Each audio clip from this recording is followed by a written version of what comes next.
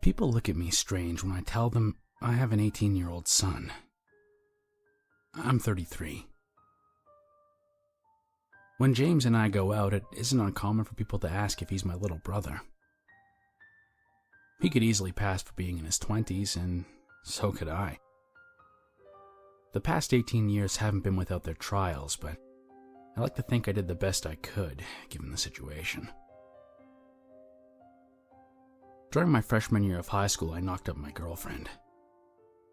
Her parents were going to put the baby up for adoption, but my mom stepped in and helped me get custody. My son is a straight-A student. He's a point guard for the school basketball team. I scrounged together enough money to get him a halfway decent car, and he's popular in all the ways I wasn't.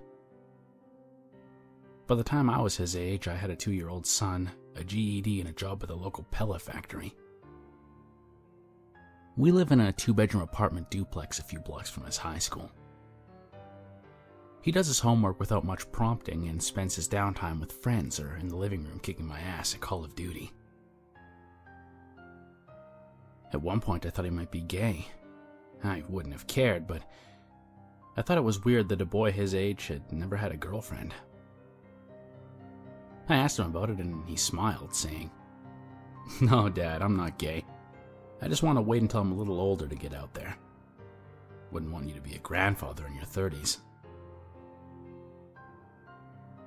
That was our sex talk. Between the internet and the sex ed class I had to sign a permission slip for, I figured he knew the basics. A few months ago, he told me he was going out late.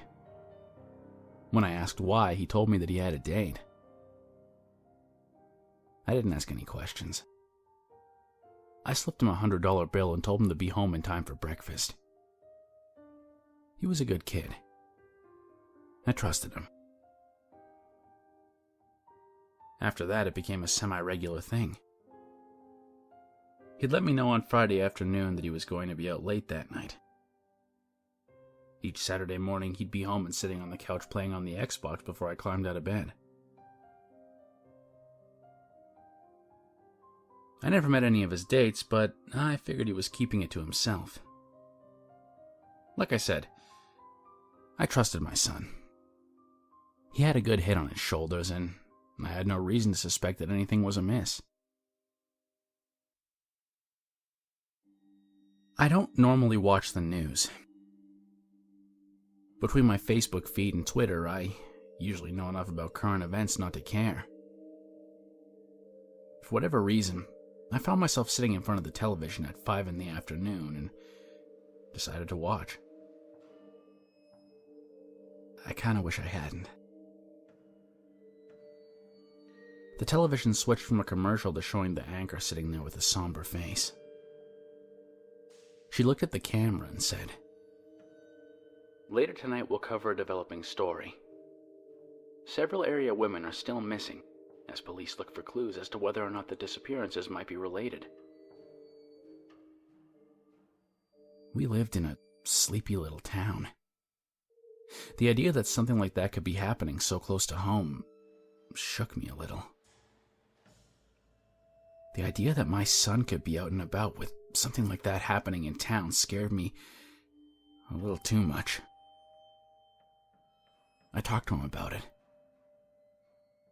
He told me not to worry. James was a big kid. He stood just under 7 feet tall and had a wide frame. I wasn't worried about someone getting the jump on him, but as a big guy myself, I knew that having a large frame meant very little if someone else had a gun. James assured me that I had nothing to worry about. Just to be safe, I swiped his cell phone while he was asleep. I installed an app that allowed me to see his location at all times. Maybe I was just being paranoid, but I remember being 17 and thinking that I was invincible. I didn't give it much thought. After setting the app to hidden mode, I put it back on the charger in the kitchen and didn't pay it much mind after that. I figured if I ever got worried while he was out, I would pull up an app on my phone and see his location. As long as it wasn't too out of sorts, I'd relax and go back to watching Netflix. I started following the case of the missing women online. It was developing into a bit of a media sensation in our area. 6 women had gone missing over the course of 10 weeks. They varied in age and appearance. No bodies had been recovered, but police were operating under the assumption that foul play might be involved. When the 7th woman went missing, my heart skipped a beat. I hadn't seen Rochelle in 10 years. She came back around when James was about 7. She tried to do the mother thing, but didn't have the chops for it. After a few months of broken promises and missed appointments, I filed a motion for the court to do a drug test. After she failed the test, I had my lawyer file another motion stripping her of any visitation with our son. I didn't want my son to have to deal with that. It was Saturday morning, and I was very apprehensive about going downstairs. James and I didn't talk about his mother very much. She had spiraled out of control after giving birth to him and used just about any drug she could trade her body for. By the time she had come around to visit him, she'd aged 20 years and only 7. Her arms were covered in track marks and her teeth were yellow to the point of decay. To be honest, I was surprised she stayed alive long enough to be abducted. With a heavy heart, I approached my son in the living room and said, Son, we need to talk about your mother." James sighed and paused his game. He looked up at me and said, "What did she do this time?" I sighed and said, "She went missing last night. Police say there were signs of a struggle at her trailer." James stared at the television like he was looking through it and unpaused his game. He continued looking forward as he said, "Yeah, well, that isn't really news, is it?" James and I didn't talk about his mother because he didn't like talking about her. One of the main reasons I involved a lawyer was because during one of her visits she picked him up and took him over to her apartment. Apparently, she had a few customers come by while my son sat on the couch. His first real visit with his mom turned into Junkie sitting next to him on the couch as they paid $20 a pop to nail his mother. 3 hours later, a guy James called Steven dropped him off at the house. He was there when I got off work. I asked him what happened, and all he would say was that his mother didn't want him there anymore. He had sat outside without a jacket for 4 hours. Of all the things that could have happened to him, I was relieved more than anything that it had been so minor. I'd heard horror stories about situations like that which ended in much more gruesome outcomes. I immediately put James into therapy after that. Within a few years, his affect returned to normal and the visits to the therapist became less frequent. Up until that night, he had asked me about his mother about once every couple of months. In the time since, I think he might have brought her up once. The following week, he let me know he was going out on another date. My pent-up worry manifested that night in pulling up an app on my phone. He drove to a random address on the other side of town, and then out to a spot in the middle of nowhere. I installed the app several weeks prior and didn't give it much thought. However, I hadn't been aware that it had been tracking his movements. According to the logs, he had been to that location in the middle of nowhere at least 4 times in the previous 6 weeks. I looked over his stops and his routes and noticed that one of the places he had been was Rochelle's trailer the night she went missing. I was suspicious, but unwilling to grasp what every cell in my brain would have been shouting out to me if it was any other kid. I threw my phone onto my bed and pulled a bottle of whiskey from my nightstand. I drank myself to sleep and woke groggy the next morning. James was downstairs playing Dark Souls and eating a Pop-Tart. I knocked back a Red Bull and stumbled out to my car. I had decided to go out to that spot in the middle of nowhere and check out where my son had been taking his dates. I really wish I hadn't. I really, really wish I hadn't. My GPS led me to a gravel road that had fallen into disrepair. After driving down it for about a quarter of a mile with dense forest on either side, it opened up to a clearing with a small pond. I pulled up at the edge of the gravel and got out of my car. I could see remnants of a campfire near the pond. I walked over to it. The ashes were still warm. I sighed with relief. My son had found a quiet field with a pond in the middle of nowhere and was swooning his dates under the stars. I was almost proud of him.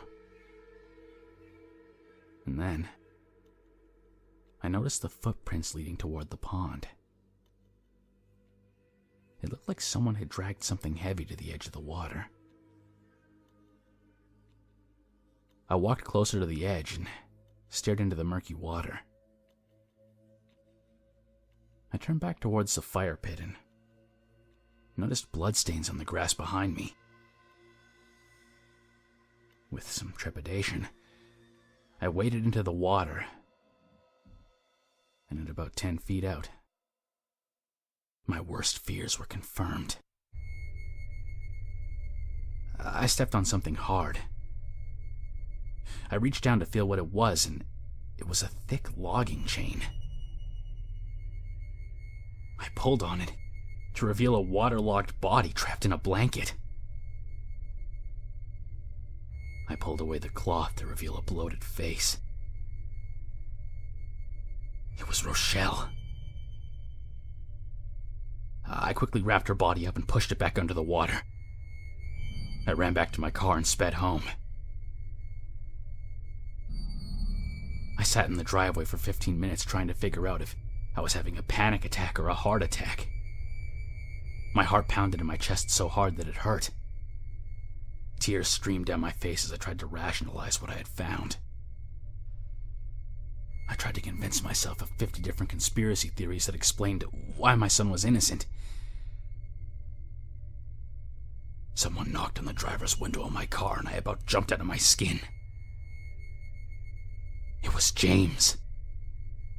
I climbed out of the car hesitantly and he immediately wrapped his arms around me saying, "Whatever it is, it's okay, Dad. Just tell me what happened." He was such a good son. For a brief moment, I forgot about the pond and his mother's body. I followed him inside, and after changing into some dry clothes, I joined him in the living room. I sat in my easy chair as he sat across from me on the couch. After a few minutes of silence, I stared at the floor and said, "I found your mother." He responded, "Oh." I don't know what I expected him to say, but his response hit me hard. It wasn't surprise or even anger. It was the same flat effect he showed on the rare occasions I had caught him doing something he wasn't supposed to do. I looked right at him and said, "Please tell me you didn't do anything stupid, son." He looked off to the side and said, "Define stupid." I raised my voice a little. "God damn it, James, did you kill your mother?" He laughed and said, bitch was dead a long time before I clocked her over the head and dragged her to my car. Any bitch that would try to sell her son for dope has been dead for a long time. I couldn't speak. I had always wondered about that night, but James never talked about it. James continued. Really I lucked out. The bastard that paid for me gave me a ride home and told me to never go back to my mother. I guess it could have been a lot worse, but really, that was the day I snapped. I understood how meaningless life really was. Of course I killed her. That bitch deserved to die 6 times over. Tears filled my eyes as my son confessed to me more than 15 murders. I sat there dumbfounded as he gave details and descriptions that no child his age should have been able to produce. When he finished telling me everything, I just sat there. What could I say? What should I have said? My son confessed to being a serial killer, and the only thing going through my head was trying to figure out how to make sure it didn't ruin his life. I finally worked up the nerve to say, "We need to get you help, son. This isn't healthy." James cut me off. "No therapists are going to help me, Dad. You've been good to me, so I'll spare you the bullshit. We both know that I turn 18 in about a month, and I'll be out of your hair. Besides, I have bigger plans." I stared at my son and tried to wrap my mind around the beautiful monster he had become. 17 years of being his parent, and I had never in a million years imagined that he would turn out so broken. I quit my job about a week later. By his 18th birthday, I had burned through most of my savings drinking and trying to forget what I'd learned. Sure enough, the day before his 18th birthday, he was gone. Any part of me that held hope for him was lost a few weeks later when police discovered the bodies in the pond. By that point, he was long gone. I received a postcard a few weeks ago. It was a picture with a sandy beach. On the back were the words, "Hey, Dad. Just letting you know I'm fine." I tossed it on the table next to the door and went back to drinking. Part of me wants to go to the police station and tell them everything. It probably wouldn't be that hard to track him down. Still, he's my son. I'm willing to do plenty of things, but serving my son up for crimes that would land him on death row sits outside my level of civic duty. The guilt gets a little worse each day. For now, all I can do is hope that he really is fine. I have no idea where he is. I don't want to know. All I can do is hope that he stopped killing. He really was a good boy. He's tall and charismatic. I'm sure he'd make it big if he just tried.